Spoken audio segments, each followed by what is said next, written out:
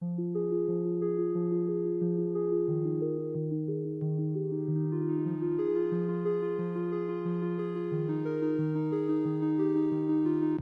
you for joining us at Books as Bad as Twilight podcast.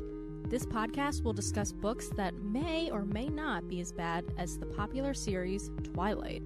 As can be expected, we will discuss the books in detail, so spoiler alert. We highly suggest you read the book beforehand or read along with us.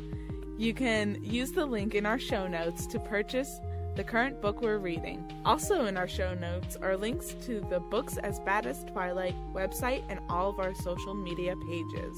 Quick shout out to our image designer, Katie Hartung. Her website is listed in our show notes at khartgraphics.com. KHART graphics.com. Music at the beginning of the show provided by Gabe Miller Music. You can find him on YouTube, SoundCloud, and his website, GabeMillerMusic.com.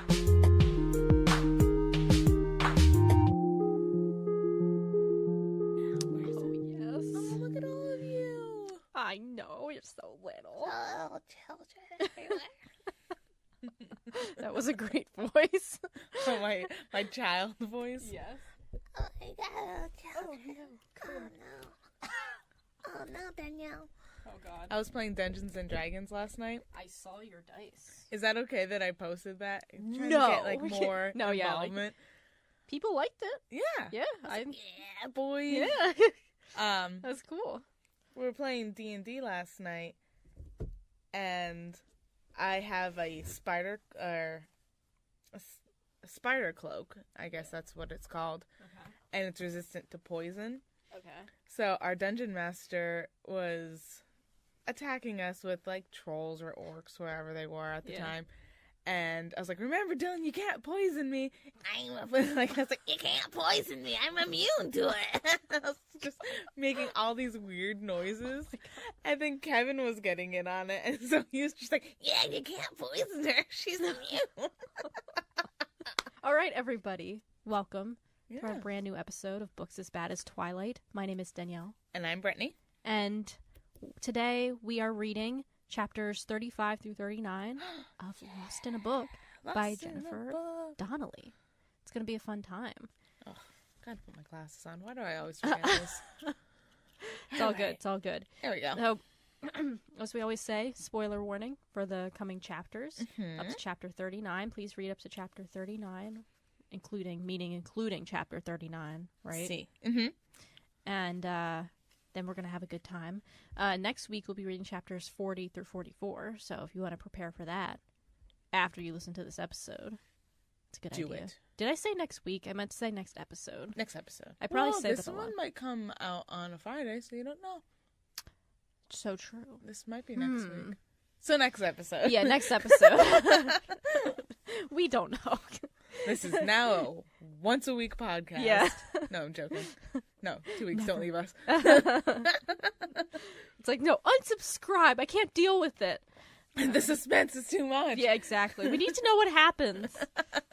On this really bad book. Yeah. Well, people need to know our opinions. That's why they're That's here, true. you know? I mean, yeah. I guess they don't need our opinions. Yeah, that's true. You don't need them, but you really like them, right? That's why you're here, right? Well, you know what? What? If they don't like it, Ah. or they do like it, yeah. they should tell us in our reviews. Yeah, great. Oh, that was a great segue. Thank you. I Yeah. tried. That was really good. Thanks. It wasn't even planned. Oh, there you go. Those are the best ones, actually. Yeah, that's a great idea. Why don't you leave us a review? 5 stars would be, appropriate. Lower Is inappropriate. Yeah, don't. Inappropriate? Inappropriate, not Yeah. inappropriate. Good job. Did you say inappropriate? I said inappropriate. Oh, well, I didn't even notice. So. Good English, Britt. I love how, we constantly mess up on our words on, a podcast where, we're When making it's fun of a book. Only words? Yeah. Oh, It's God. all good. It's all good. That's fine. So We didn't write it. No, we didn't write it. It's so true. So, yeah, leave us a 5-star review on iTunes. That'd be very much appreciated. It would help people discover the podcast and encourage people to listen if they're like, I'm on the fence. I don't know how I really liked feel." Twilight. Yeah. Don't listen to this podcast if you feel that way. I don't think you're gonna find what you're looking for. Oh my god, that's so funny. So, anyway, where else are we on besides iTunes? Well, we are on Google Play. Mm-hmm. We are on Stitcher, possibly on Spotify. We'll see. I hate to say that every episode, but Spotify's a little wonky. So, sorry. Oh my gosh. They're not wonky. Haven't been approved for Spotify yet. When I say wonky, I don't mean they're bad. I love Spotify. I use Spotify. I love being wonky. Yeah, wonky's awesome, No, their system's just a little different, like, to submit podcasts. And so it's a little more challenging, not as straightforward than the other ones. So that's just why. But we hope to get it on there soon so that you I was about to say you podcast listeners, you Spotify podcast listeners, can listen to the podcast on Spotify. Oh. Wait, is that where you listen to it? I don't. but I was being an ass.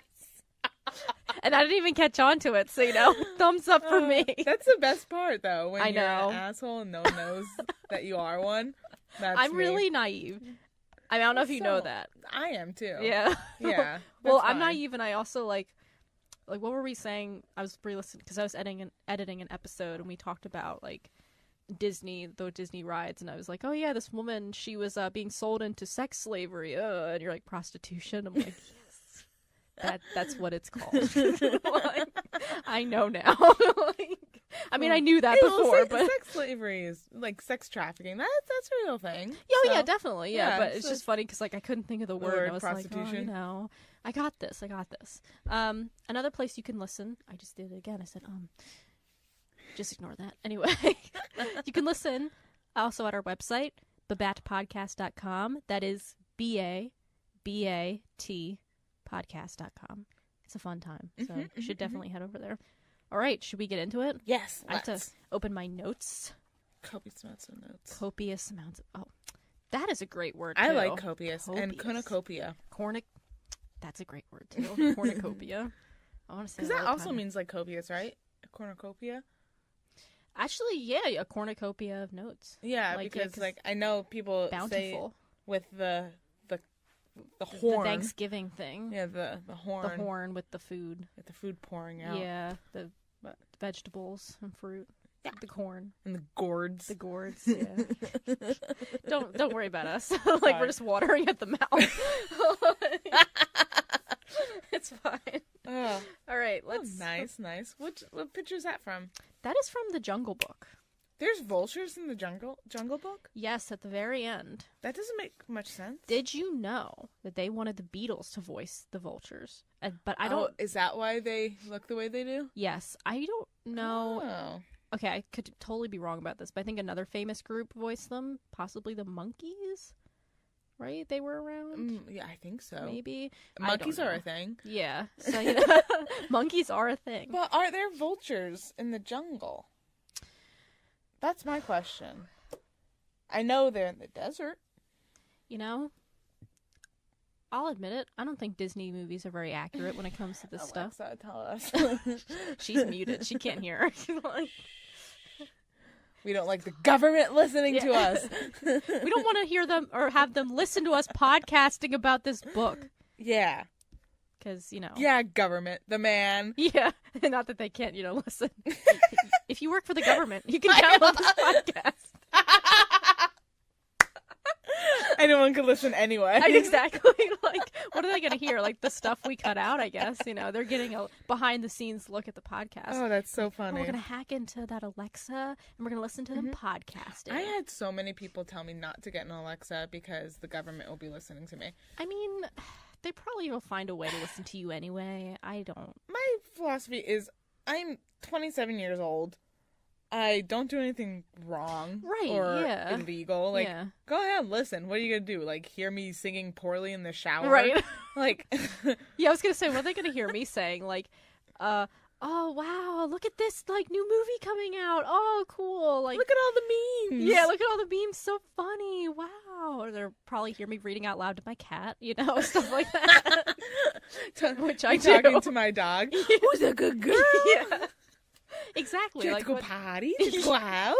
They'll probably they'll hear you being nice to your dog and me and be like, what are you doing? Kicking. Kicking. Animal cruelty. Here comes the animal government. cruelty. I'm sorry. Let's go back to the book. Yes. Let's talk about chapter 35. Chapter 35. So let's do our one-sentence summary. Who knew vultures were such conversationalists? So true. So true. Yeah. So... So let's get into it. So I'm just going to admit right now. So something I should say is that, like, last few episodes we were doing, like, a kind of point by point of what happened. Yeah. And I know I was telling you, I just thought that was a little too structured, I guess. Like, like not the structure of the bad thing. So just so you know, listeners, like, we're not going to be having that. Tell us what you prefer, because we want to do what you prefer. Like, yeah, we're still, like, winging this. Exactly. So we're... First book. Yeah, exactly. We're still trying to figure things out. So we're kind of messing with different ways of recording this. So if you liked the other way better, let us know by sending us an email at badastwilight@gmail.com. I had to think about that for a second. badasstwilight@gmail.com. Yes. And I should also note that since I didn't do those, like, I kind of, like, flipped through, but I apologize because I'm like, I was going through last night. I was like, oh my gosh, that happened then. That happened. Like, I kind of, because I finished. Yourself. Yeah, I forgot. So be warned. Danielle is not good with these chapters. Like, I looked at my notes and I was like, what does that mean? And I looked over and I'm like, there we go. Well, see, that's the benefits of me reading it the night before. Exactly. We have Brittany. Brittany's prepared. Do you remember when this happened? Ooh, no. Yeah. Well, I was going to say the sentence summaries when I was reading them, like, some of them I was like, what? Like, and I had to go back and I was like, oh, I get it now. I get it. So, you know, I got this. There you go. We got this. Yeah, I got this. So, 35. Yes. Belle had just left the Countess to go back to Chip's birthday party. Right. And we see the Countess, or I guess, is this the chapter where we see the Count, or I guess not. What are you talking about? It's, like, on my notes I wrote that we learned that the inhabitants of Nevermore are completely ignorant to Death and her plan. Which I don't think is true after a while, so I don't know why I wrote that. Well, what happened is you enter this chapter and Henry's staring out the window, and the professor has a pear in his hand reading a book, and she is talking to the vulture. Right, that's right, yeah. And, well, she's speaking to the vulture. The vulture isn't saying anything. What's his name? Wow. Mouchard. Mouchard, yeah. Mouchard. I know, Mouchard. I know. I can't have that. Not at all. Talking about how how Belle has feelings for all the servants, and she cares about them, possibly Beast too. Oh. And so the Countess is like, no, I can't have that. And the vulture's just, like, standing there. I know.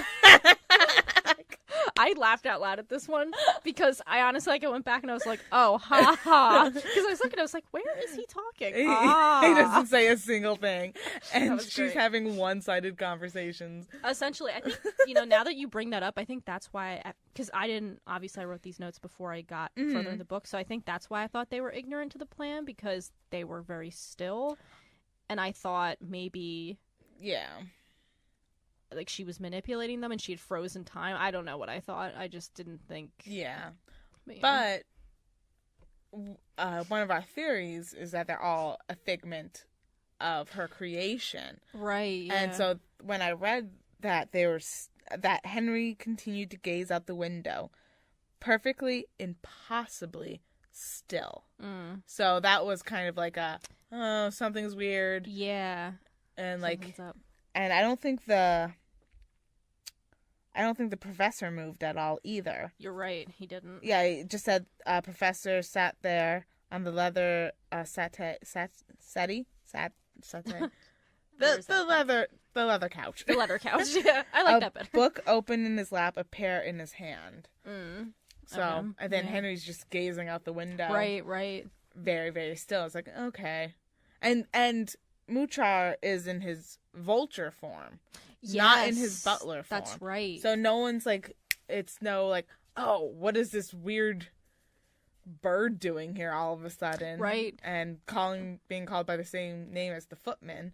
So this makes me think of another Disney movie, live action, not really adaptation, Maleficent. Have you seen that? I've never seen that. I would like to, though. It's definitely interesting. I would definitely recommend to see it. I don't think it's good. It's Sleeping Beauty, right? Yeah. Okay. It's not good, I would say, but it's definitely interesting. Mm-hmm. Like, I would definitely say see it just for the fact that it definitely is like a conversation piece. Like, you can definitely... Is it Angelina Jolie? Mm-hmm. I like her. I like her too. That's why I probably would want to see it. I saw it in the theater, actually. Oh. It's very no spoilers. It's very... It came around I think around like maybe either a little after Frozen or it was a little after Frozen. Was it after? I thought it was before. I think it was after, just because the way the movie ends, I think I remember thinking like, oh, they pulled a Frozen. Oh, okay. So, which I guess is a thing to say now. So, in your vocabulary, exactly. Yes. So that's just something to think. It's definitely interesting. Okay, but in that movie, so you know how Maleficent has her crow in the original Sleeping Beauty. So in that movie, she has the crow, but he can turn into a human. Okay. And so I always think of that, even though Muchar's not a crow, I think of that like, because in the original Sleeping Beauty, she's constantly petting her crow, and she's like, my pet. I know. I love that movie. I think it was Kevin's grandmother. Yeah. I think she went to see Sleeping Beauty when it first came out. Really? And it terrified her. I'm not surprised. Because this is when movies were like new, especially animated movies like that. So it was very, very scary, especially for like children. For children. And I believe it was his great grandmother that played piano for silent movies. Really? Yeah. That's really cool. Right? Yeah. It's so weird to think that we're only like 2 or 3 generations removed from silent movies. I know. Oh, that's so weird. I know. Sorry, a little weird tangent. No, it is weird to think about though. But yeah. And even like Sleeping Beauty, like that movie, there's a part when Maleficent turns into the dragon, and her literal thing that she says is because when Prince Philip is fighting her, she's like, and now you will have to deal with me and all the something matters of hell. That's literally what she says. Oh, really? Mm-hmm. Well, those were meant for adults. They were not meant for children to watch. I was going to say, like, Walt Disney was very much like, he wanted to make films, like, he didn't want to talk down to kids, I will say that. Like, so he wanted to make movies. He didn't want to make them specifically for kids. Yeah. Which I guess doesn't, like, because Disney movies are what they are, it kind of might seem that that's not the case, but it really not was. anymore, yeah. Yeah, that's a whole nother tangent, but yeah. Yeah, but yeah, so that's what I thought of. I thought of Maleficent. When I saw this part when he turned back into the vulture, it just seemed like that's like her little pet that she has with her, doing her bidding and dropping off books and opening doors. Yeah, and you can tell he's not happy about it. No, he's a scavenger. Exactly. So I don't have much more to say about this. I mean, we learn there's points in this book where it takes it away from Belle's kind of point of view, and we get these little things. But I don't have much to comment on beyond that. This chapter is just basically saying that you see that the other people in Death's realm are, in fact, either a part of her making or are in on it. Right. They're like, what's the word? Like puppets in her scheme or something. Yeah. Like, she controls. I don't know if we don't, obviously it's not explicit, but there is some type of, they're either working for her, like you said, or she's controlling them. Yeah. So it's interesting. Or they're just created because, like, in the woods when Belle was running and she saw fanged man, actually was a bush. Yeah. So it could be just created as well. Right. So who knows? Yeah, definitely. But that was the first indication that it was really meant, it's really all under the Countess's control. Yeah. Because you get hints of it, like when she winked at the puppet master. Yes. Like when she winked at him, or like just small things like that.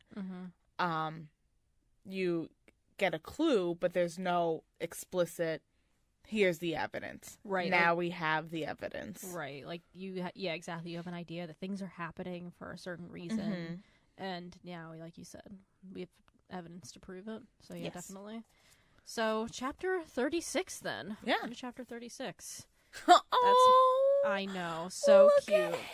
You know, I tried to find a picture of Chip, like, raving, but I couldn't find it. That so would be really funny. I know. But this little, Yeah, got a cute Danielle put a picture of a boy in a Chip costume. He has a cute little smile. Oh, little baby. So little.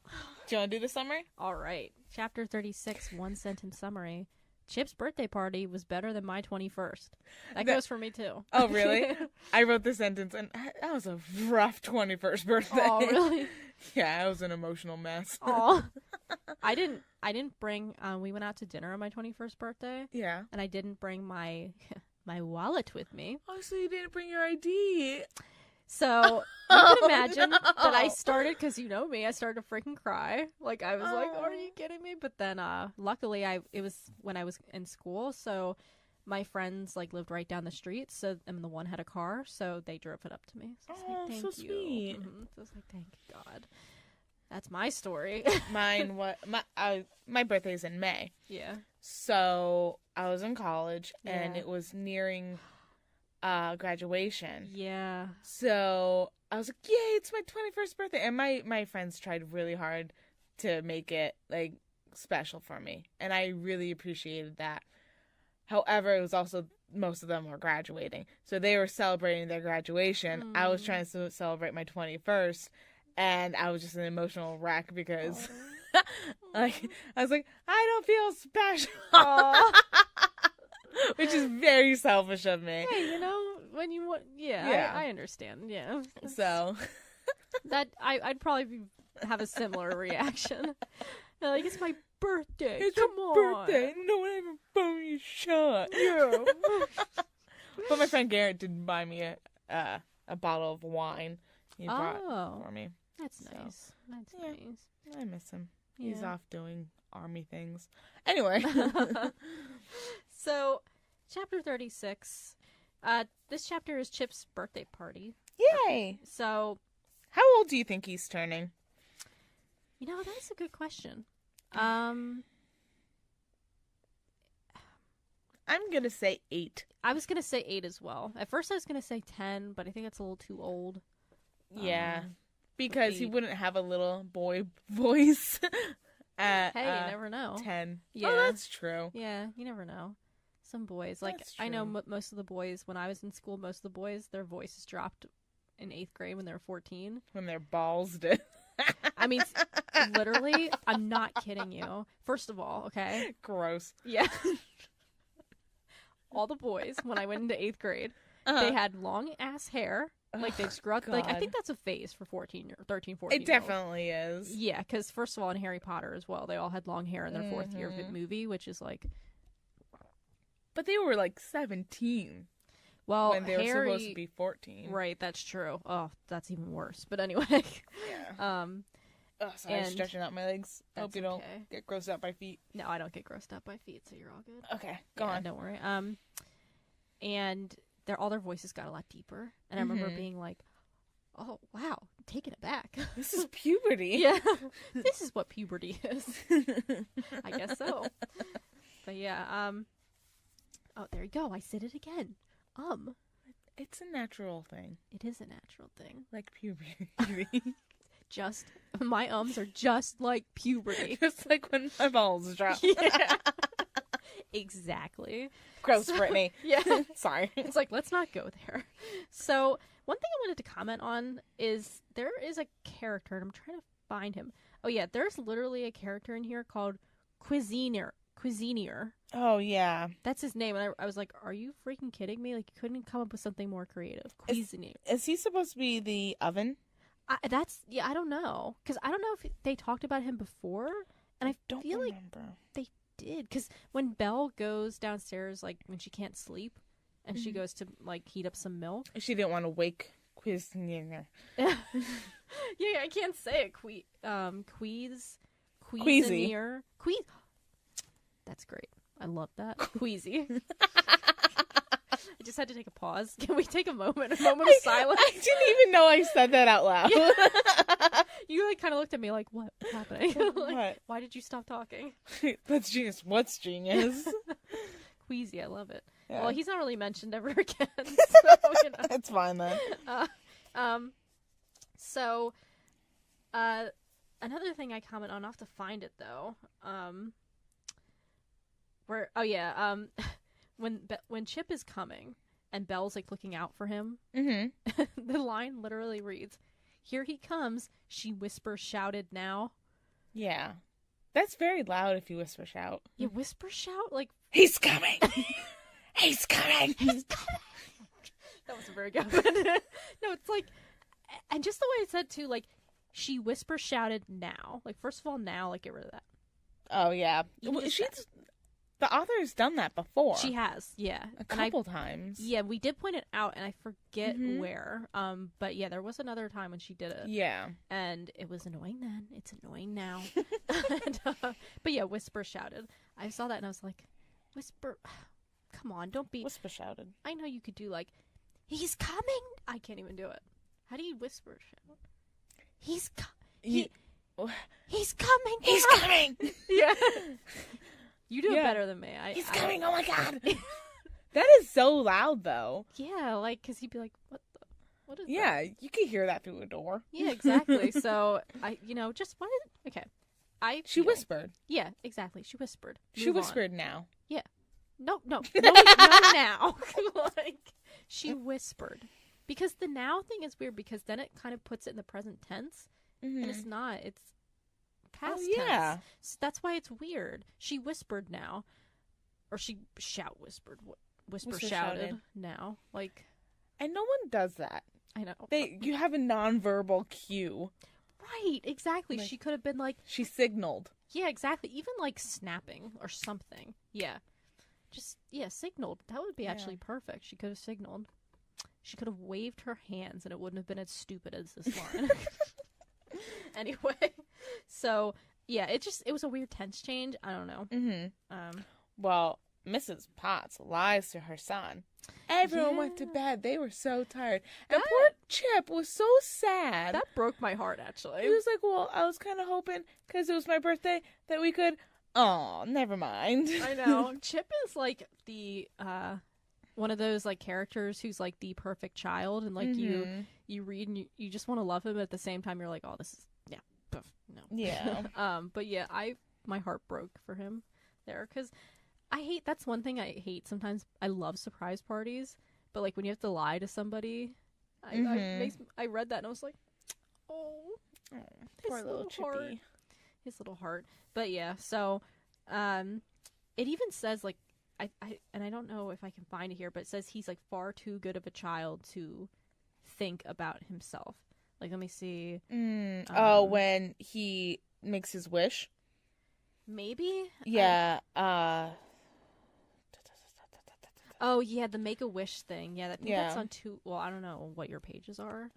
It is page 207 from me. Okay. His wish was, I wish to always have my mama and Belle and my other friends and the master around me and to be as happy as I am right now.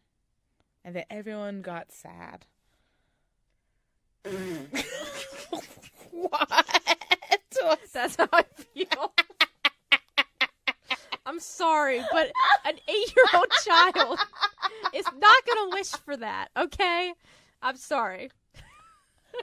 Oh my god, that's so funny. Well, that depends. How long has he been a teacup? Because if his whole life is just being a teacup, then yeah, he's going to just wish to be happy forever. Because he can't eat anything. He can't ride a horse. He has frou-frou. He is frou-frou. So he has frou-frou. I guess, like, I think, like, and this is not just this book, but, like, in books in general, like, kids, like, are made out as, like, these, like, little angelic figures. That's true. I kind of feel like demons sometimes. Yeah, like, kids are the devil sometimes, okay? Sometimes. Let's just put it that way. Kids, like... Damien. Who's Damien? Damien is the child of the devil. The Omen. Really? I Stuff did like that. not know this. Yeah, Damien. That's the name that they generally give the Antichrist. Oh, interesting. Mm-hmm. Wow. Well, they don't do it in Left Behind. I don't know what Left Behind is. You don't want to know. We might read it on the show. Okay. But anyway. Okay, interesting. Yeah, I guess, like, I don't want to feel like I'm asking for too much, like, but at the same time, like, because this happens all the time in books. It's not just this book. But, like, it would be nice to, like, have a character where, like, obviously he doesn't know that much, but, like, he knows, like, he has frou-frou, so maybe he'd want another dog, like a real-life dog he'd wish for, you know? Yeah. Just because kids are not the same. Well, also, it's supposed to... That sentence was put in there to add tension to Belle's decision on whether or not to go back to Nevermore. Right, exactly. That's specifically why it's in there. Right. Yeah, you're so right. And even, like, the thing I kept thinking when I read this was like, Chip, why did you just say your wish out loud? No, it's not going to come You're not allowed to do that. Like, come on now, dude. Don't you know the rules of wishing? Like, gee whiz. I mean, get with the program, am I right? But anyway, so he makes the wish. And this is when we get, like, the specific sentence. It's on page 210 for me, where it tells us that they don't eat. We never knew that before. So I thought that was an interesting little detail. That, like... How sad of a party is that, though? You have this cake, and you only cut 2 slices off while everyone else is around just for you and the bees. You know what that makes me think of? The Death Day party from Harry Potter. Yes, and they make their food all rotten so they could taste it just a little bit. Yeah. I hated the Death Day party. I was so sad. Yeah, the Death Day party is not fun. For those who only watched the movie, it is not in there. The Death Day party was for Nearly Headless Nick. And he invites all these people, especially those for the Headless Hunt, for all those that were truly decapitated and they could play volleyball with their heads. It's like, it's a bro club. It is, yeah. But Nearly Headless, because he didn't get fully decapitated. No. Yeah, he can't join the Headless Hunt. Isn't that upsetting? Like, I always feel bad for him. They kind of drop, that storyline kind of drops, like, as the books go on, but still, that is... He gets to join. Does he? Doesn't he get to join in the end? That might be a thing J.K. Rowling might... Okay. I don't know. I think he gets to join. I don't remember. We're going to have to look that up. We're going to have to find out. I think he's an honorary member. An honorary member of the Headless Hunt. I would hope so. That was a very violent part of the book. Yeah. Like, when they describe how he died, getting, like, hacked at with a dull, like, axe. Yeah. Like, what, 37 times? It's a lot. It was a lot. Yeah, there are some points in those books where there's, like, just stuff that happens, and, like, it doesn't really carry the weight that it should. Not that that's a bad thing. Like the story of the Bloody Baron and the Grey Lady? That's exactly what I was thinking of. Oh, my God. Yeah, that was so heavy.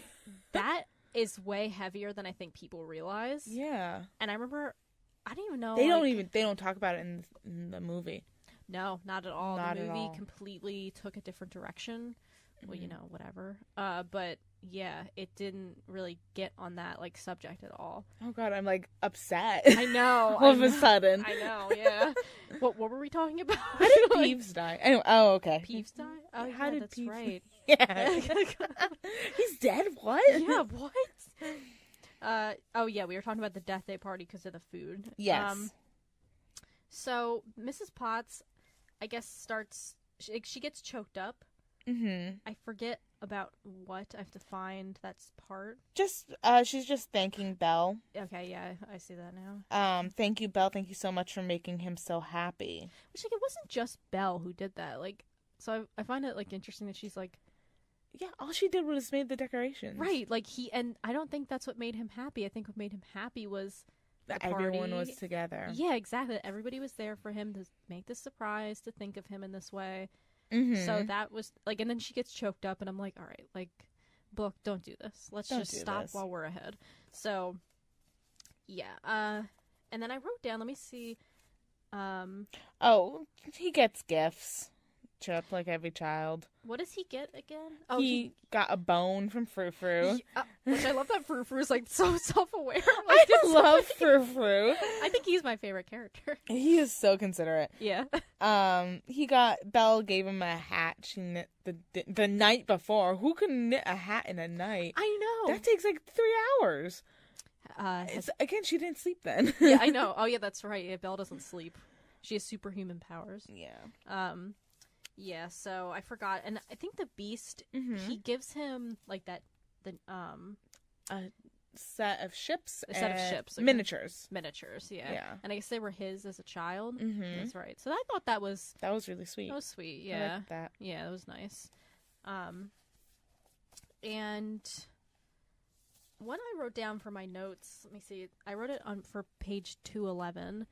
I wrote that the Beast has been assigned, like, this new trait. Oh, yeah, where he just kind of, like, pieces out. Yeah. Pieces out. He does it again. And he's not there to really see... Go ahead. Well, what were you going to say? I was going to say he pieced out because he was sad at Chip's wish. Yeah. So that everyone to be happy because Beast is realizing he's damned them all to be objects forever. Mm-hmm. And he knows Belle's not going to stick around. Mm-hmm. Because she's not in love. So it made him, to hear Chip say that wish and to see him play with the miniatures and everyone else play along with him, it makes him sad. So he retires for the night without telling anyone. Mm-hmm. He's more of a burden than he is an asset being there. Yeah, you're right. So that's why he leaves. Yeah. Poor Beast. Poor Beast. And then Belle's pissed. Belle's always pissed. Always pissed at the bees. Yeah. Which, understandable at times. Not always, but, I understand. So, Belle, like, starts... Go ahead. I was going to say, how did she's upset that she didn't notice Beast leave. How did you not notice Beast leaving? Thank you. That's exactly what I was just about to say. Yeah. Go ahead. I apologize for stealing that. No. I agree with you, though. Yeah. Like, I literally wrote, like, why is this so forced? Like, why wouldn't she have seen him leave? Mm-hmm. And now she's, like, worried about it. I'm like, all right. Yeah. Come on now. Like, she goes back, like human emotions, like, I know they fluctuate back and forth. Mm-hmm. But, like, literature very rarely is able to capture that. Yeah. And if it does, like, great. And, like, this book, I don't think it's intentionally trying to do that. Mm-hmm. I can see somebody saying, oh, well, people's emotions bounce, like, all the time. Yeah. Like, not like this, though. She constantly, she has no motivation for what she's thinking. 1 minute, it's just for the narrative. Mm-hmm. Narrative economy, once again. Ooh. Yes, fancy word, which I did not explain properly, so I'm going to be cutting that out. So You can explain it now. I know, yeah. So basically, I don't even know if I'll explain it right, but I'll probably put a link in the show notes if I don't explain it right. Sure. Basically, what it is. Tag it. Yeah, tag it, yeah. It's basically like if narratives had an economy, meaning like certain stories are more often told than others, basically. Okay. And so certain things are done to tell certain stories instead of telling the stories that aren't told. Like, so, okay. Like, stories will go in different directions, not like maybe purposefully, but like just because that's how stories usually go. Yeah. Like, it follows the arc of an already established storyline. Exactly. So it, like, that's kind of what this book does a lot. Things happen. Follows the arc. Yeah, because that's how they're supposed to happen. There's no motivation. Don't they read Robert Frost? Taking the road less traveled. I'm gonna say no. I never read that poem. I just know what it is. I mean, I've read it. I don't know it by heart, but I've read it. Shout out to Robert Frost. Woo, yeah. I might have a book of poetry by him. Probably somewhere. Or somebody else. That I literally realized how dumb that sounded. I have a book of poetry is basically what you said. So I'm pretty awesome. I did just read. That's so funny. I think William something. I was going to say William Shakespeare, but no. It's not Shakespeare. William some. No, it's probably Robert Frost. Probably. You know what? Just, okay. Anyway. So, yeah, so I just wrote down everybody worships Belle. You know how it is. Yeah. And Oh, Belle, you bring happiness to everyone. I don't think I bring any happiness to the Beast. What do you mean? yes. Oh, she's a whiny baby. Like I don't think I bring any happiness to the beach. Meh, meh, meh, meh, meh. Like, oh, shut up. So, you know my feelings on Belle in this book. Don't like it. Anyway, so moving forward, I had to comment too, like Belle has not slept at all. Like, yeah. Where is, like, she is superhuman, I think. I think she sleeps now, but they don't say it. Because she's in the tower, like, speaking to the darkness. That's... She's like, what should I do? My father. Oh, yeah. No. Everyone likes me here, but Nevermore. But it's bad in Nevermore. But it's awesome in Nevermore. But everything here is nice and kind, except the Beast. But the Beast is Beast has a troubled past. Oh God. Oh yeah. What do I do? She whispered to the darkness. Wow, that was great. That was a great reenactment. You really captured her emotions. It's true. Like, I'm being completely serious right now.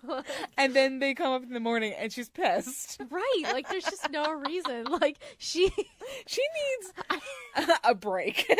She needs a vacation. Okay, like, I'm gonna say something that I don't necessarily agree with, okay? Go ahead. I might even cut it out. But, like, is this whole book, like, how long do you think this book takes period place? is? Yes, like a week. She's just on she has her period, like, all week. Like, that's why she's, like, has these moods So that fun. go up and It's down. okay, we can say that. We're females. Yeah, exactly, we're females. It's okay, then. Like, it works. So, yeah, maybe God. she is. That's why her emotions are fluctuating. Whatever females out there denies the fact that their emotions don't take any type of hit when they're menstruating is lying. Because I think I'm a pretty stable person, but when my period comes around, I am a beast, and Kevin knows when to back off. I'm just like, let me sleep. I'm really agitated. I was gonna say, like, when I get my period, like, I just, at least at the beginning, I'm in pain. You don't sleep well. Yeah, There's cravings. So, yeah. Belle starts to worry about breaking the castle's heart. She leaves to Nevermore. You didn't... No one heard that, but I rolled my eyes. That's funny, because I'm thinking, like, what? No one heard that. I'm like, no one heard that. What did I just say? But, oh, right, the rolling of the eyes. Yeah, so true. Yeah, so she's all, worried, and there's this line, let me see if I can find it. She, like, basically says that it's, like, an endless winter in her heart, or something. I don't know where it is, but, oh yeah, it says, the Beast was a creature filled with sadness, haunted by a pain Belle didn't understand and couldn't name. Life with him was like the endless winter outside her window, with no hope of spring. I'm like, all right, like, because it's an everlasting winter. Get it? We get it. We get it. Okay, let's move on. And, Oh, yeah, this sentence, so in the next paragraph. Oh, yeah. She talks about how Nevermore has a promise of endless summer and fascinating things, life being beautiful. And the last sentence was, the Countess and Henry and the professor were there, and they clearly wanted the best for her. Yes! Oh, clearly. Dumb ass bitch. I don't like to say that all the time, but I'm saying it now. Like, come on. Yeah. Like, no, really? It's clear, though. Yeah. Danielle. It's clear. They only want the best for her. I mean, okay, I guess they do. Which is why they fed her a pear. Right. That drugged her. Right. Oh, and true. They were angry with her for wanting to go back and celebrate with her friends. That's truly a friend that wants the best for you. So I don't know what I was just saying. I want to formally apologize on this podcast. Yeah. Because clearly I don't know what I'm talking about. You don't have great friends, Danielle, I don't. If they don't drug you. Oh my God, I don't. Wow, my life is a lie. I hate you, Danielle. It's like we can wallow in each other's hatred of one another. Yeah. Which is why we laugh all the time. Exactly. Yeah, because we're.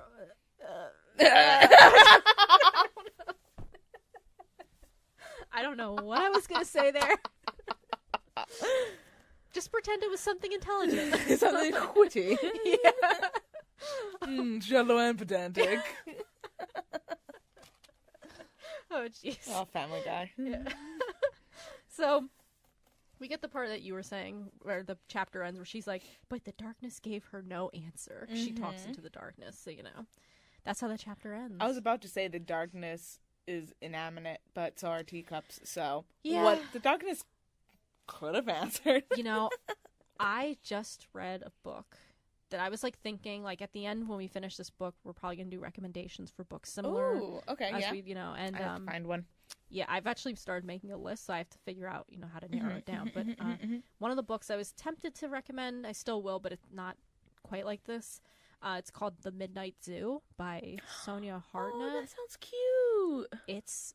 It's really good. It's about these two boys who I think it's during World War II, and they have their baby sister with them, and they escape from soldiers. Their family's taken off, and they end up traveling and end up in a zoo. Now, is this Pan's Labyrinth, and the zoo is a metaphor for the concentration camps or something? The zoo, I don't think it's a metaphor for the concentration camps. It's more, it might be. I read it a little differently. Because it doesn't explicitly say it's World War II. I just kind of assumed it was. Mm-hmm. But it's just a metaphor for what it means to be trapped. Okay. And I won't go too far other than that because I don't want to say anything because it's really up to interpretation. But the way the book begins is actually capitalizes the word night as if night is a... as if it's a proper noun. Yeah. And I thought, wow, that is so beautiful. And it's very subtle. And night only appears at certain times throughout the book. Or maybe it's... I think it's night, or maybe it's darkness, I forget, but it's really cool. That is pretty neat. Yeah, and so I thought about that, and I was like, wouldn't that be cool if, what you just said, if the darkness, did speak to her? That'd be so eerie. Death and love are personified. Might as well make darkness personified, too. Exactly. So, but that doesn't happen, so, moving on. No one answers her. Yeah, no one answers. She talks into the, no. Sorry, you don't know why I just said that. Anyway, chapter 37. Who needs mirrors when you have books? Oh, so true. So true. I know. She's hugging her books in the photo we're looking at. Little Belle. Yeah, Bitch ass Belle. Yes, that is true. That's from one of the sequels, There's multiple sequels? I thought there was just the Christmas one. Oh, no. There's another one that is far worse. Oh, no. It's really bad. Really bad. That's Belle's Magical World. Oh, I don't think we ever mentioned that one yet, have we? So I've mentioned it, but I didn't say it by name, I don't think. It's the one with the picture where she's her eyes are cross-eyed. Yeah, that's the Magical World. Yeah, the animation, at least in Enchanted Christmas, the animation is decent. Yeah. I shouldn't even say decent. It's okay. It's adequate. Oh, my socks. Breakfast socks. Breakfast socks. I could really go for some ham and eggs right now. Pancakes. That'd be nice. Green eggs and ham? Oh, yeah. I don't think I've ever had green eggs and ham. Is it good? Have you had it? Mm-hmm. Is it good? Yeah, I had it with a man named Sam. That's cool. Are you picking up on anything? Yeah. I was like, come on, Danielle, please. I've read Green Eggs and Ham. Okay, I'm an English major. Yeah. All right. But they a lot of times places do make green eggs and ham. Oh yeah. Oh okay. Yeah. I didn't know if it was okay. Does she Does she know? Does she know that? I knew that you knew of the book. Yeah. But I was like, did she think I'm talking about actual green eggs and ham or the book Green Eggs and Ham? It's all right, Danielle, you gotta be more specific. No, that's great. Yeah. Your sarcasm was on point because I had no idea. Yeah, there you go. And then it makes me look like an asshole. Okay, yeah, that's my goal in life is to make Brittany look like an asshole. I don't know if we explicitly stated that. Oh, I'm a huge asshole. Me too. It's like this big. We don't have a camera, and that might be a good thing. Oh, anyway. God. All right. So 37. Yeah, 37. All right. So this chapter, I wrote in my notes. Mm-hmm. This chapter blows. Yeah, it does blow. Is this the chapter where the beast gives her the locket? No, that's the next chapter. Okay. This one, Belle's being an asshole. Yeah. Because, having porridge. Oh, yeah. And, everyone's moving a little stiffly because, you know, it's getting near the time where the petals are finally falling off completely. And the Beast is like, Belle, you look a little ill. Like, are you okay? And she's like, oh, I wouldn't know because there's no mirrors in this house because you smashed them all. Oh, that's right. Yeah. Yeah. Because he looks like a beast. Yeah. Yeah. And she's like, I'm going to go to the library. And he's like, well, do you want to take a walk with me? Like, I'm like, Belle, you have been complaining this whole time that he's not opening up to you. He's like, do you want to take a walk with me? Perfect time to open up to one another. And you go, no, I'm going to go to the library. Yes. I don't like my story. Like, oh my gosh. Oh, that makes me so mad. And even, like, I hate in stories when this happens, when, like, oh, there's some miscommunication. Like, they don't know. And I'm like, but if she was just being smart, she could figure it out. Yeah. But she can't. And, yeah, she's just kind of mean to him. Very oh my mean. God, that's literally your only note on this chapter? Yeah, that's why I'm I having love this chapter blows. Beast gives Belle helpful advice to live her life. You are holding her prisoner. Letting her go would give her a better life. Beast-splaining. Yeah. Well, because he starts... This is the chapter. Remember how I talked about how Mrs. Potts, like, said to Belle, you know, you can't just live in a book. Read. Yeah. Which is such, like... There's so much problematic with that statement, but, you know, whatever. Like, because when you read a book, you're not living in a book. Like, yeah. But then the Beast in this chapter does the same thing. You can't live in a book. Yeah, and I'm like, okay, first of all, like, what would you know? Like, why are you giving her this advice?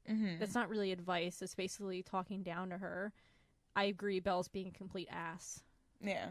But at the same... I don't know. I'm pro-Beast this book. I'm definitely pro-Beast. I just don't like... The message that it's sending. Yeah, it's a very weird message, and it's like Mrs. Potts said it, and now the Beast is saying it, and I'm like, okay, so did you two, like, collaborate together? Like, what's going on here? Well, yeah, actually they did. I'm sure, yeah. Beast had said that someone told him, I forget who it was, but that he said, I heard that you're spending a lot of time in the library. So, yeah. Why don't you take a walk with me? Yeah. So he's legitimately trying to help her. Yeah.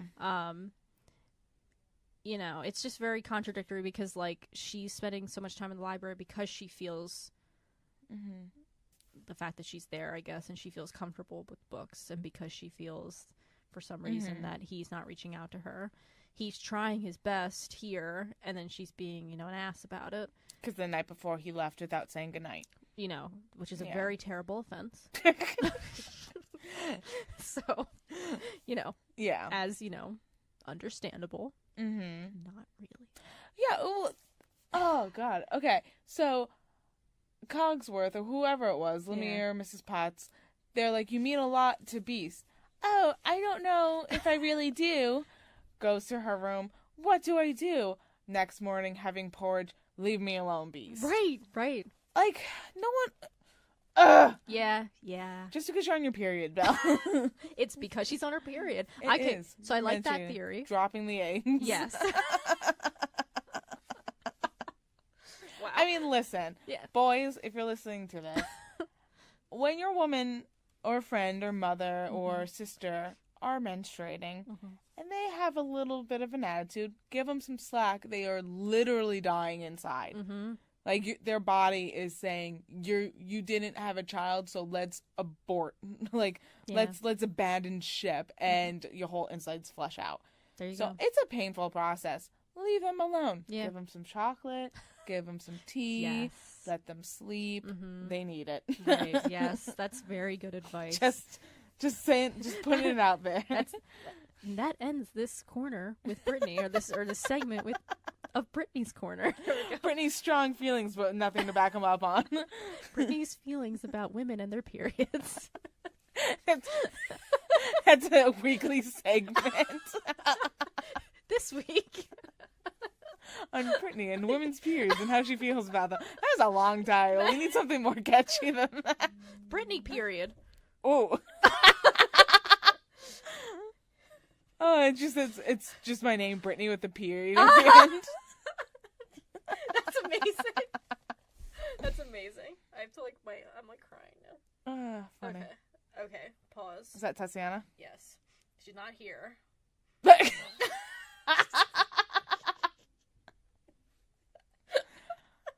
I didn't realize how funny that sounded. Oh my god, that's so funny. Where's her number? There we go. I'm like going through past calls. I'm like, where is it? Okay. So he doesn't give her... When does he give her That's the next chapter. It's the next chapter, okay. They could have rolled these into two, but... Okay, that's why I'm getting confused. Mm-hmm. Yeah, okay, because I kept looking and I'm like, it has to be there. No, it's not. Okay, I see. Yeah. Do we have anything else more to say about this one? No, it's basically at the end, she's like, Beast is saying that he prefers books because you could live out a story of your own. Mm-hmm. Wait, what? Let me get the quoting right. Yeah. I know what you're trying to say. Let me see if I can find it too.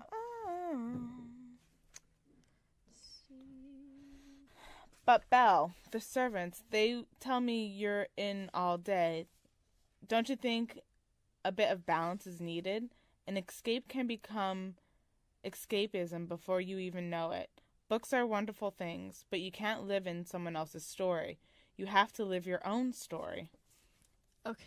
To which she says, but what if you don't like your story? What then?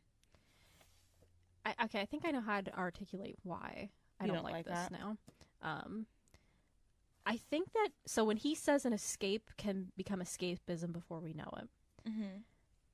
I think that very much underestimates the fact, and this is why I wrote down, you would better her life by letting her go.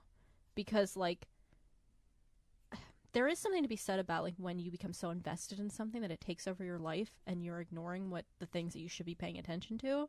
Mm-hmm. Like, because you would rather not deal with them. Yeah. Like, that happens, like, all the time for people. But Belle, like, what does she have...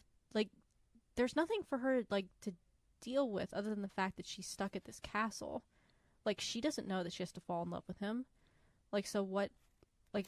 Well, it's escapism from her own feelings. But she misses her father and, like... But how... I don't think there's anything to justify her not missing her father anymore. And you could say, well, move on and live your life, but where is she moving on to? She's trapped here. Like, well, there's no good answer, I guess. Well, from the Beast, she is trapped here, and I understand just let her go. But is there any contingency that the Beast can't let her go besides his own selfishness, wanting to keep her there to fall in love? Because he's not doing anything to make her fall in love. Right, yeah, exactly. Yeah, you're right. And there is no contingent. There's nothing that says that he has to trap her there. Like like you said, she's there for the love reason. Yeah, because that's what also confuses me. Because she stays on her word. Right. Yeah. Now, does that apply to him? Because he said, I'm going to keep you captive, so that's his word, and he's talking like this is a stretch and a half. Yeah, it is. And I was gonna say, if that's the case, then why does he let her go later? Obviously not in this book, which again, I guess we shouldn't even be talking about because it's not in the book. Yeah. So. Yeah, I don't like. He wants to keep her there, and in keeping her there, he wants to make her the most comfortable, which is why he gives her the library. Which is why he asks Lemire, do you think she's happy? And, oh yeah, look, she was laughing today when the bucket fell on his head. Yeah, yeah. And so he's making an effort to make it good. So when he says escape can easily become escapism, he doesn't want to lose her to these books as well. Because then there's absolutely no chance of them ever falling in love. So maybe that's why he wants to pull her away from this stuff to get to know him, which is why he took her ice skating, which is why he wants to go on the walk, which is why when he met her in the library and he's like, I want to tell you, but I just can't. He's leaving these like little clues. Right. And he's trying, like, yeah, maybe he shouldn't be running away every time they have like a little bit of a moment. Yeah. You know, and you see now in the later chapters, he's not getting as angry anymore. Yeah, that's definitely true. So he is growing very subtly as a character. You don't notice it. Yeah. Because it's not explicitly said. Right. But he is doing better. And Belle, who is so stuck on this idea of nevermore, is not noticing it because all she has in her mind is I'm captive, he's an asshole, let me leave. And she's not giving it a chance to develop. I guess my only problem with that is that, like, I just don't think he has a right to do that. Oh, no, he has no right at all. Because I think that's a great explanation for it. But then I keep coming back to, like... This isn't a book about rights, though. Yeah. It's just, like, the whole thing of it. It's just... Okay, so he wants to get to know her more. That's like me saying, like, I want, like, to hold, like, I have a captive and I'm, like, have him chained up. And I'm like, well, just, like, just eat this piece of cake. Like, you'll feel better because it's cake. Everybody likes cake. But, like, they're held captive with chains. Like, but I want you to make you to be more comfortable while you're down here. Yeah. Have this cake. Like, eat some fun stuff. We'll play a game. And, like, it's not okay. Like, that's, like, just what I keep thinking about. Well, yeah. And I understand that point. But there's no story if you take that away. Right. So you can't. Yeah. Not. It's like. Well, there could. Yeah. Okay, I guess I think there could be there would be no story within this plot, but I think there could be a story. I don't think so. Well, because he doesn't force her to do anything. Like he gives her the library, but he's doing that out of kindness because he's falling in love with her. In the original movie, he's asking her to take a walk. Yeah. Out of kindness because she's not well. Right. So it's not. So I can understand that. Yeah. Which, that, like, because she's not well or whatever. Like, I get that, but, like, just the. You don't like the phrasing of it. I don't like the phrasing. I just don't like how it's set up. I don't like how it's framed at all. Like, because again, like, in the original film, like, when he sees that she's really not well when she misses her father, he lets her go. Like, because he loves her. So. This is a very shallow, to me, I mean, this whole book I think is shallow, but, like, it's a very shallow interpretation of, like, he definitely doesn't love her at this point. Like, she doesn't love him. I mean, he's trying to be nice to her, and he's trying to get to know her, but there's no one, it's very forced, like, in the sense that we know they're gonna fall in love. Yeah. So he's trying to do, it's almost like he already knows how the story ends, so his actions that he's taking are based because, like, well, I know I'm going to end up like this. Okay. Instead of, like, maybe, like... He's not actively pursuing her. Yeah, like, he's doing things as if he knows the end of the story. Okay. And which, obviously, he wouldn't. Yeah. I don't... It just... I guess I'm having a hard time articulating why I feel the way I do about it. I think it's more so because you're so devoted to the original story. I'm definitely, I agree with that. I'm definitely voted, but at the same time, like, no, this isn't good. Yeah, that transaction was a little clunky, but I don't think it's for the reasons that you feel are the reasons. I guess because I don't see it the same way you see it. I'm not going to try to convince you to see it my way, because your feelings are completely justified. Well, same. I don't agree with you. Yeah, that's what it comes down to. Yeah, I'll never. I just don't like it. I don't. It's fine not to like it. I guess let me put it this way: like, we're talking about if there would be no story, then there would be no story. I don't want the story to be told. Oh, I guess there you go. There's my answer. Like, I don't want this story. This story should not exist. I even said to my mom today, I was like, it breaks my heart to read this story. Like, because I love Belle so much. I love Beauty and the Beast, and this, like, breaks my heart to read this book. But yeah, I don't know. Yeah. But yeah, anyway. She's like, I like books because you smashed all the mirrors. So who needs mirrors? It's true, when you have books. Exactly. So true. So true. All right, so we'll move on to chapter 38. You want me to... This has nothing to do with the chapter? Oh my God, Belle. I copied the wrong one. Oh, wait, did I? I don't know what I copied, but I don't think that has anything to do with it, but okay. Oh my God, Belle, your massive hairy beast is winking at me. That is disgusting. I don't remember copying that. That is a vagina. I don't remember copying that, honestly. I remember looking at it, but I don't remember copying it, so maybe I was just tired last night. Oh, that's funny. It's a picture of Gaston looking at Belle's books. Yeah. there's some, I thought it was a different one. So when you started reading, I was like, wait, what? Wait, what? No. To go back. That was not meant to be there. Yes. That was for my private collection. Yeah. I wish I would have put well, never mind. We'll talk about that another time. Anyway, so our one sentence summary. Beast is a master of subtleties. Yes. I liked this. AKA, yeah. Yeah, go ahead. AKA what? Well, I was going to say AKA he's not. Belle's just dumb. Well, I don't think he was very subtle. you don't think he was very subtle. Yeah. Like, Yeah, and Belle is probably just dumb. But then again, but then again, maybe that's because I know what happens, you know? Like, sometimes, like, if you really don't know, like, from Belle's perspective, she doesn't have a fucking clue. Exactly. But she's no pretty idea. dumb, too. So, you know. So he's a master of subtleties to Belle. Let's Yeah. put it that way. Yeah. I.e. Belle. There you go. Yeah, so let me see if I can find. So we open up this chapter with her waiting for Beast to tell her what she's supposed to do if she doesn't like her own story.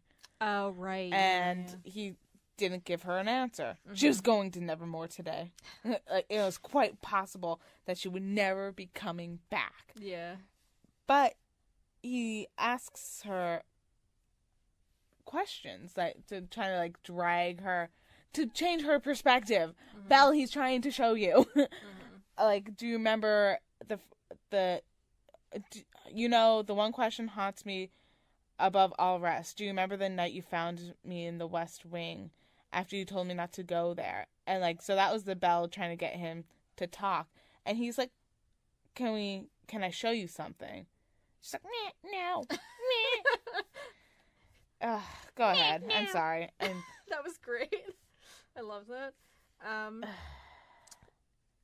trying to see. I'm trying to find it. Hang on. The Beast says to her, he's like, why are you doing this, Belle? Why are we reliving such an awful night?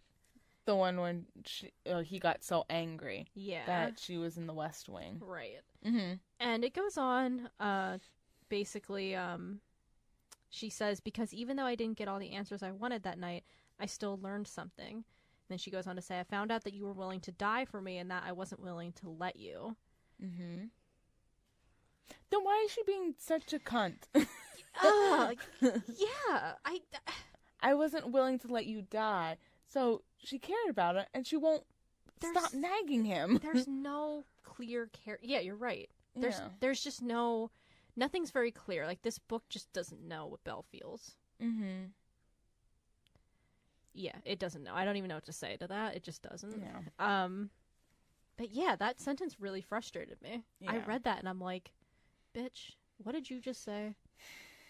You are willing to die for me, and I wasn't willing to let you. Yeah, it's just And go for the walk with him. Exactly. Like, she actively like thinks throughout the book that she's annoyed that he's not reaching out to her or giving her answers. And then this happens, and then she says, well, she like does this philosophical thought about their relationship, and it's like, but you're not making the effort. Like, it's just very weird. The only effort you see on her part is tell me this. Tell me it. Right. I want to know. Why am I here? Yes. Why are you being a jerk? Why is there a rose? Why?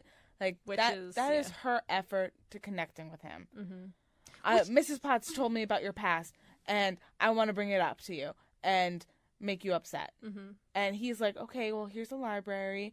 Like, I want to, like, please stop asking me about this stuff. It's making me really aggravated. Mm-hmm. Please stop asking me. You don't understand. Yeah. I wish I could tell you. Mm-hmm. I can't. Stop annoying me.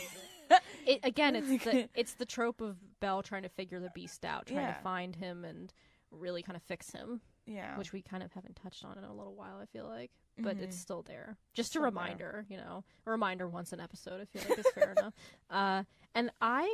So let me see if I can find it. So I wrote down, if this book were good, it may reflect that Belle is now acting like a beast. Oh, shit. Mic drop. Did you actually hear that? Yes, I did. Nice. No, but like that would be really cool. No, that is a really good point. Yeah, and she's acting like a beast right now. She is. Ooh, the roles are reversed. Yeah. I mean, you did think of it, so the author might have done that intentionally. Maybe. I'm gonna say no. The face you gave me. You were like so angry. This was my idea, not the author's. Shut up. That was so funny. You were so angry. You know, it's funny because I never realized my facial expressions are that expressive. And people tell me, like, I always thought I was pretty good at, like, keeping my emotions together. Mm-hmm. People are like, oh, your face, like, you did not look. No. I'm like, really? Like, I really thought I had it together. I do not have a poker face. Neither do I, apparently. Like, instantly you see it on my face. I'm like, oh, whoops. Yeah. At least you know I'm telling you the truth. I try to hide things sometimes. Well, yeah, actually, usually I try to hide things. I always try to look professional or whatever, but apparently that doesn't always happen. Like, it's like, Brittany, I think it might be our generation because we just don't have the tolerance. I guess we don't. We're not as polite. I won't be polite. I honestly, I don't think we are. Like, no, we're not. Yeah, we're not trying to save face. Right. Like, if we don't like something, we're gonna tell you we don't like it. Like, right. Exactly. I think. Yeah. I guess that's another topic, but yeah, I agree with you. I was talking with my mom about that the other day and talking about politeness and how people are polite to kind of skirt around the issue. Yes, exactly. Because I'm like, okay, well, like, I can see you SSDGM to anyone out there. What does that mean? Stay sexy, don't get murdered. I love it. From my favorite murder podcast. All right. That's one of their mantras is fuck politeness. Oh, okay. Go on. I like that mantra. Yeah. No, like, I just don't like that politeness takes over for being real with somebody. Yes. You know? And I was talking to my mom about that, and we were talking about it, comparing it to, like, a family relationship versus, like, a work relationship. And I'm like, well, okay. I mean, I feel like if you're in a work relationship, maybe you want to be polite for the sake of your job. But if it's your family, I don't want to be polite. Like, they're my family. I want to be honest with them. Mm-hmm. Like, so it's, I don't know. But yeah, I guess it is a generational thing. Because my mom was like, well, I guess if you don't want to get in an argument. I'm like, well. Being polite does not mean non-controversial. Yeah. Controversial. Yeah. Controversial. Yeah. Yeah. You know. So, anyway. That was Danielle and Brittany's advice column of the episode. I think we're, like, creating a lot of these segments that I feel that we probably shouldn't continue with. Oh, we never will. We'll forget about them in a second. We will. It's crazy how much I forget what we say on this show. I don't know if you feel the same way. Like, I know we were on our tangents. We are on a huge variety of them. We've gone to LGBTQ rights. Oh, yeah. Rights for people of color. We've gone on political tangents, healthcare, education, period watch. Period. No, Brittany's period. Brittany's. I don't want to talk about it. Brittany period. Brittany period. Sorry. I'm sorry. I apologize to all the listeners. Funny. But yeah, we go everywhere. Yeah, exactly. Well, that's the appeal of the show. Yes. So. Yep. All right. So, Beast. Oh, yeah, that's the part where he's giving her hints. Yes. About because is it a locket or is it just a heart? It's a glass heart. A glass heart. Okay. He finds a pendant in his study desk drawer. He's like, I only found it last night. Bitch, you're always in your study. How did you only find this last night? You've been like stuck in this castle for how long? Get it together, Beast. And it was his mother's necklace. Yeah, and that was really sweet. And he's like, Bella, I want to give you something. It's something small. And it means a lot. Remember how and it's a heart. Yes. Are you catching on? Are you catching on? Like, her emotions, like, completely did, like, a 180 at this part. Mm-hmm. Yeah. Oh, he's giving me a locket. Oh, wow. Maybe I will go on a walk with him. Sexy Beast. No, she goes back to the library. I know, just kidding. Like, but yeah, she's given this heart. Mm-hmm. And I wrote Belle is a dum-dum. She doesn't know. And so the Beast, beast out. He beasts out. Oh, hold on. What? Did I miss something? Make sure you get that quote from him in there. Where is it? You read it. Okay, so he gives her this. She said, tell me about your mother. Uh-huh. And she's smart, beautiful, graceful, kind. One of the kindest I've ever met. And Belle goes, why, Beast? What does it mean? And He just looks away. I know. You can't tell me that. And he looks at her for a long moment and I did just tell you something, Belle. That's hilarious. Fuck me. Like, I did just tell you. I loved that line. I'll be perfectly honest, I liked this chapter. Yeah. Yes. Mm. I know you probably didn't. I don't like any of them, so, you know, like, it's fine. I like this chapter. It was a better chapter than what we've been seeing, let's put, like, for me. Yeah. Yeah, so yeah. But would it, if somebody did that to you, somebody Right. gave you a necklace, and you were like, tell me, what does it mean? I can't. But trust me, I did just tell you something. Yeah. Wouldn't you sit and contemplate that for a moment? You would think. Yeah. Does she? I don't think No, she does. goes right into Nevermore. Right, yeah. She, like, runs there. Well, I understand why. She's preoccupied. She thinks her father's going to be there. Because the Countess is like, next time you come, Right. I'll have your father. Right. And so she already has that in her mind. And then the Beast is being slightly subtle. So I get it. I just love it's like, Belle, I did just tell you. Wink. Wink. Like, come on. I know. You can't tell me anything. Oh, but I did. I'm really good. Hint, everyone. He gave her his heart. He loves her. For those who are not masters. For those, of subtlety. yeah. For those who do not know how the story ends. Yeah, very true. I mean, yeah, so... Well, technically, he gave her his mother's heart, but we're not going to go into technicalities. Well, we all know that Belle is a lesbian. I mean, let's be honest. Oh, yeah, that's true. Yeah. Oh, I can't wait till we read the next thing. I know. So we get a thing where Belle's talking to herself again. I know. She talks to herself a lot. She does. And the Beast's out after that conversation. Why does he always run? Can you imagine, like, every time he leaves, he just, like, Lumber. runs away? Like Napoleon Dynamite, like, running down the road. With his arms straight down. Every time I picture the Beast doing something in this castle, it's like a bull in a china shop. Yeah. I just imagine him, like, running into walls and, like... knocking things over. It's like, no. Frou-Frou's all across the room. Frou-Frou has a lot of broken bones. Frou-Frou's been through a lot. Yeah. That's why the mirrors are all broken, because he's smashed into them. Exactly. He doesn't know how to control those Beast weird feelings. those feelings.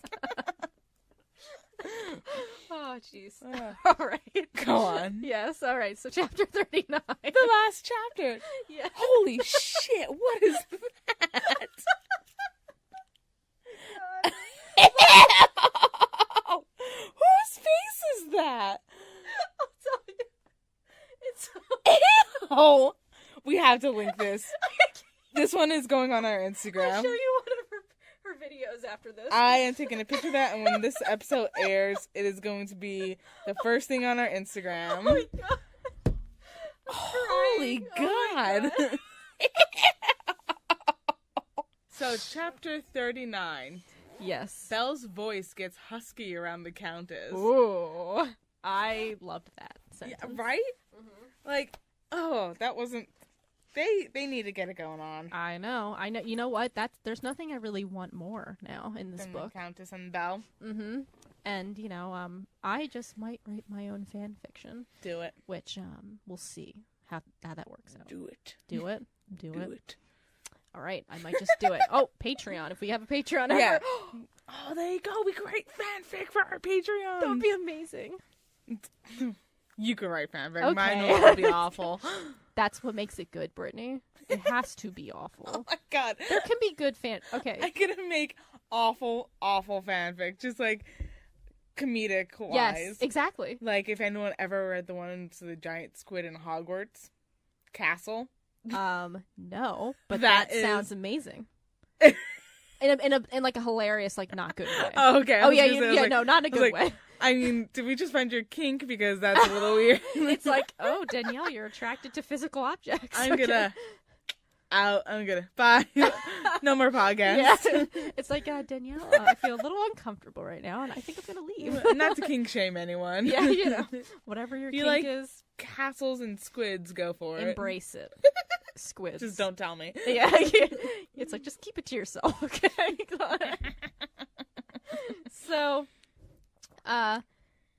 So the chapter starts where Belle beats Mouchard to the door of the carriage. The carriage. They don't say that, but it's to the carriage. Yeah. Which is annoying. Correct. Like, because she's leaving. Door? Yeah. Well, it's a time jump. So she's in Nevermore. She's in the carriage on the way to the summer house. Yeah. And then, I will say, as bad as I think this book is, I don't think time jumps are bad. Just because, so much of this book is made up of parts that just, like, are so unnecessary and don't need to be there. So it's like, it doesn't need to be there. Don't put it there. Yeah, we don't need to watch her go to the library, go into the secret room, go into the book, go into the carriage, go to the... Right. Yeah. Exactly. We don't need it. Yeah, we don't need it. We don't need it. Because it's boring. Come on. Mm-hmm. So, Belle goes to the castle, and, It's the summer house. The summer house, sorry. Yes. And her father is here. Mm-hmm. Yes. And I'm calling it. I predicted it. Yeah, Woo! I thought it was going to be her mom. I predicted the father, and when you said the mom, I truly thought I'm probably wrong, and I bet it's the mom, because that's kind of the route they went in the movie. So I kind of... is it? Well, yeah, but, like, they don't show the mom, which actually, that's another thing I forgot to bring up. In the movie, the Beast has a book. I don't know if you remember this part. He has a book where he literally sucks them both. I think this is stupid, but he sucks them both into it, and they go to, like, Belle's house in Paris when she was, like, a child. I don't remember this. They sing a whole song, like, Belle's, like... Yes. I actually know I the didn't lyric. remember it, rather. Yeah. I kind of forgot, too. Do you think that's what the basis of this book is now on? I don't think it is. Maybe, like, that they kind of thought of that, but that book is never mentioned. It's never talked about at all. Yeah. So maybe when this book ends and Beast is like, oh, you just wanted to see where you came up? I've got this book for you. Yeah. And then they go in together, which they should have done the first time. Right. Like, and honestly, wouldn't that have been cool if that was the book? Like, that they would... That would have been a great, like, story that really, like, didn't have much impact on the actual story if they were just, like, traveling places and they could have gotten to get to know each other, Oh, cute. An emotional building. They both lost their moms. Oh, sad. Oh, sad. They went to Rome together. They traveled and watched an actual Shakespearean play together. What could have been? What could have been at the Globe Theater. Oh my gosh. Because, the book goes back in time. I was going to say, do you know, I think it's the Globe. Like, the history of the Globe Theater? It was intense. I know, I don't know it. I learned about it, let's put it that way. About how they deconstructed it and everything. So, I learned this in drunk history, so forgive me if I don't have the details correct, but I believe it was the Globe Theater. So, back in the day with Shakespeare, there was always rivalries between theater troupes. So, there's two right across the street from each other, and they were, like, fighting, blah, blah, blah, blah, blah. So, the landlord, Shakespeare wanted to create a theater that was owned by the actors, that they had creative freedom in, and all that type of stuff. So, they were using this theater that they owned. They owned the theater, but they didn't own the land underneath. And so the landlord was telling them all the stuff they had to do, and they didn't like it. So they found the loophole in their lease saying that the land was the landowners, but the theaters was theirs. So when the landlord went on vacation for like a week, they literally deconstructed the entire theater and built it somewhere else. That's amazing. Isn't that so cool? Why didn't I know that? I'm pretty sure it was the Globe learned Theater. about it, but yeah, that's really cool. Yeah, I love Shakespeare. All the actors. That's amazing. They just took it down board by board and rebuilt it elsewhere and did what they wanted to. That's really cool. Badass. That is badass. Wow, that's awesome. So landlords, get your leases right. Yeah, you don't want that to happen to you. You don't want to go on vacation and find your apartment complex gone. Yeah, exactly. Oh, shucks, it happened again. Damn it, I had to close that loophole. Yeah. I thought I told them. Spoilers, He didn't. Anyway. So Belle goes into Nevermore, and she sees the count says, "Is he here? My father. Is he?" She smiles. She smiles like, oh, you sexy lady. Hey, how you doing? So, go ahead. I was just gonna say, I don't know, like, does she actually see her father in this chapter? Because I'm trying to see. I don't. Yes. She does. I can't Oh, find no. it. So You're it's right. just mentioned. It just mentioned. Okay. So, basically, the Countess is like, my darling girl, like, he is old and fragile. Be careful when you go to him. So. Yeah, well, that's, hint. Hint. Again, she's not good with hints. But then again, she wouldn't pick up on this. Well, yeah, because we don't know how old Maurice is. Yeah, right. And, exactly. he did just go through a really traumatic event. Right. Like, he lost his daughter to a beast, and we don't know how long the bell has been there. Right. And so he might be going senile. Like, we don't know his health or anything like that. So, he might have PTSD. Yeah, so for sure. The Countess is, like, warning her, like, don't get too upset. I think that when you bring up PTSD, again, another cool direction this book could have gone in would be, like, Belle, like, and going through that. Like, I don't know if she's not really post this experience, but, like, PTSD and some sort of losing her father, yeah. So I think that would be cool. If you look at the Hunger Games with PETA. Yeah. Oh, like, that was perfectly done. Yeah. After he went through all that torture to, like, reprogram his brain, and at the epilogue of that, like, or the final chapter, I don't know if it was an epilogue. I don't remember, yeah. God, that was heartbreaking. Yeah. Absolutely heartbreaking. And I'm not going to ruin it for anyone who hasn't read it or seen the movies. Have you seen the movie? I don't know. Do they show that in the movies? I never saw the end. Oh, you didn't see the last movies. movie? Mm-mm. I love the Hunger Games movies. Oh, really? Good. Like, a lot. Mm-hmm. Like, I love the first book a lot. Mm-hmm. Like, I love the series, but I really like the movies and how they do things. That's good. Did you not like them, or I just got bored. Didn't you? To be well, perfectly did you honest. see the first part of Mockingjay? I can't even tell you if I did. Really? I don't remember. I love Catching Fire, the movie. I remember, like, at first when I watched it, I didn't like it that much. And then I just happened to find a blog post on it. Mm-hmm. And this person, like, went in real deep, like, to how, like, the movie was better than the first movie. Oh. And at first I didn't disagree. Like, I disagreed pretty strongly. And I'm reading through her thing, and I'm like, oh my God, like, I missed all of this. Yeah, I'm like, my breath is literally gone. I can't breathe. I don't need it. Yeah. What's that reference to, folks? You tell us, and you'll win a prize. A mention on our podcast. There we go. It's like, Danielle, I told you. No more prizes. Yeah. We don't have anything to give away. Like, let us know in the comments of this episode. I don't need it. Water. When in doubt, pinky out. I love how we both, like, are reciting that right now. I say that all the freaking time. Like, just so you know, when in doubt, pinky out. My dad's favorite episode was, I think it's the very first one. Oh. But where he goes, it's a giraffe. And it's an elephant. Is that the bubble one? Yeah, it's the bubble I love one. that. That's a great episode. There's so many great. There's so many clues. So many. We're dropping hints. We haven't mentioned a single character name. That's true. We just think so. So, we're so good at this. We're so good at podcasting. We are. Oh my God. We're so good. We're like the Beast. Like, we're very subtle. Very subtle. But you know. Anyway, so let's see.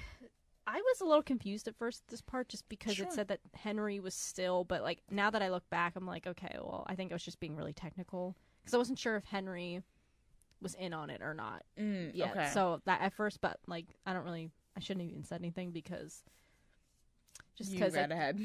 Yeah. But so Henry's there. He's alive and well, and he's animated again. And the chapter. I don't know if there's anything you want to say before I just want to read the husky part. Okay. Oh, yes. But go ahead. No, please do. Oh, okay. So, Belle is about to run to her father, and the Countess tightened her grip, stopping her. Darling girl, wait. Darling girl. And she said, I never told your father that you were coming. Which is great. Like, how she wrote this part, I wish the rest of the book was, because she's writing this part basically because we know what the next chapter holds. And so I'm okay mentioning it now because you'll see it on the next episode. She's setting up the father's forgetfulness. Right, yeah. She's, like, that is greatly well done. Like, greatly well done. Great, that's very well...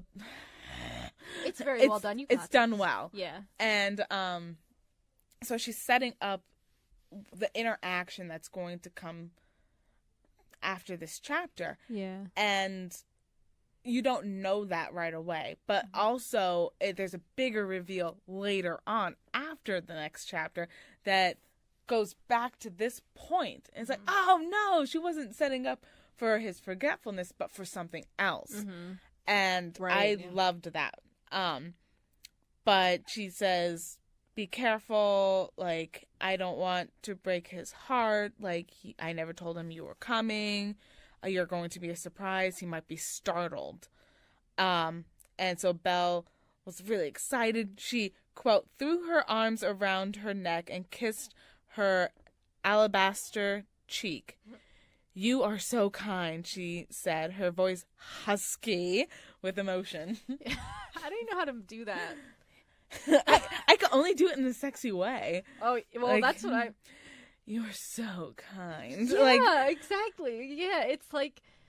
choked with emotion. Yeah. Not husky. No one says... You are so kind. Like, I guess it wasn't husky, but yeah. Like, no, that was husky. Yeah. But, like, you are so kind. Yeah, that's, choked up, yeah. That's emotional. Right. Not, you are so kind. Like, you are so kind. Thanks, Love Countess. you. Love you, Countess. You're my true love. I don't need that beast. You give me everything I want. You understand. She literally gives her everything that she wants. She and does. needs. Yeah. She's like it's like a lover doting on their lovey. On the lovey. Anyway, so yeah, I really like Husky Belle, and I want to see more of this. So, yeah, and basically, the chapter ends with the Countess watching Belle run towards her father. Yes, with her. The Countess watched him. Oh, she's watching Henry walk away. The Countess watched him go, her green eyes glittering, a smile on her blood-red lips. Yeah, and I didn't get this part. Yeah. If Henry is part of her creation or working with the Countess, this interaction makes no sense. It's at the very end, after Belle runs away and her footsteps are fading, like the sound. You found a way, Henry said. The Countess laughed. I've had a way all along, my way. Let them have a little bit of time alone, then go to them. Nevermore needs 2 more things. See that they are given. Do not fail me. So, like, how much does Henry know? Right, yeah. Like, maybe that's why I wrote that note down. It's so confusing. Yeah, maybe, yeah. Because, like, he knows that she needs to be trapped here. How far into this plan is he? Because he also knows that Muchar is actually a vulture. Right. And, like... Yeah, that's... Okay, so that's probably... why I'm getting confused. That's probably why I wrote that note down. Yeah. It's fine. So, yeah. Yeah, I agree with you. It's very confusing. What did they know? What did they not know? How involved are they? Like... Yeah, and... I guess the question is, do we need to know what they know? I kind of think, because it's giving us glimpses, I think we should be enlightened to some things, like, because that would make it a little more digestible. I don't know. Yeah. But I'm just confused because it's up to this point we know that they're involved, but we don't know how involved. Right. Exactly. Like, so. Yeah. It's. Oh, why was he standing so impossibly still? Henry, you're weird. Henry is weird. Okay. Like, but yeah. So yeah, it is confusing. But I don't know. Do you have anything else to say besides that? Summary of these past 5 chapters, because we're at the end of this one. Yes, right? we are. Do you have anything else to say in No. 39? Summary, I like these ones. Belle is still a little bit of a boob. I like all the hints. A little bit of a boob. A little bit of a boob. I like all the subtleties the Beast is going on, because I think his character is developing rather well, even though we don't see it. You know, this is all from Belle's perspective, and Belle spent half her time in Nevermore, so we don't know what the Beast is doing and how he's developing. Right. But the fact that he's not as ragey as he used to be, I think his development is going pretty well. Yeah. The servants in the castle, their development is at a standstill. They don't develop at all. Yeah. Well, Belle's development is stunted because they started on such a high note with her. And then now you're no longer there. And I think it's a good point that you said she's now turning into a beast herself. Yeah. That's a very good point. Yeah, that would be so... I would love to see that explored more. Yeah. I wish it would be. Because I think the book sort of tries to... It doesn't really go that direction. Mm-hmm. The reason I say that is because, like... Yeah. It kind of makes it seem like Belle is sort of justified, which I guess... Okay, maybe she is, like, 1%. Yeah. Or a little. But, no villain thinks that they're a villain. That's great. No That's a great way to think when you're writing a book, by the way. Yeah. Yeah, that's great. But yeah, so I these past 5 chapters were okay. Solid 3 out of 5 for me. I could probably agree with you on that. Lukewarm. Yeah, I would say I'd probably agree, because at least we're getting somewhere. We're getting somewhere, and we're developing, and now, that last part with the Countess, you're setting up the next couple chapters, and you're going to be looking for those clues. Like, she needs to leave 2 more things. Make sure you get them. Yeah, and yeah, exactly. And like you said, there is some development. Mm-hmm. Personally, I don't like all the development, but at least there's some development. At least there. There's something. Yeah. Because, up until this point, there hasn't been that much of anything. So, yeah.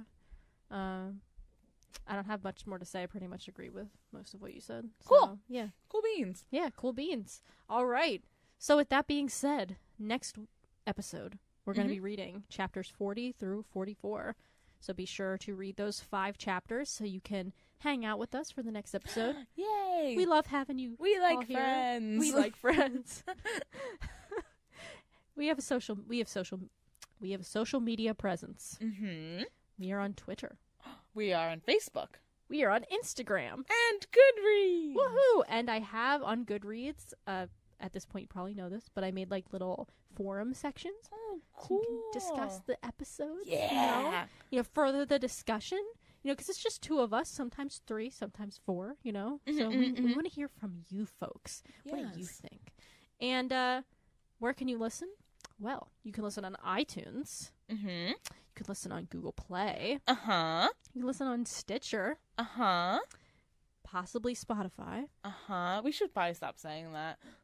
But it will be true one day. Oh, that's true. Yeah, one day. So if we are on Spotify currently, we apologize. Yeah, I know. Yeah, it's always a question mark on there.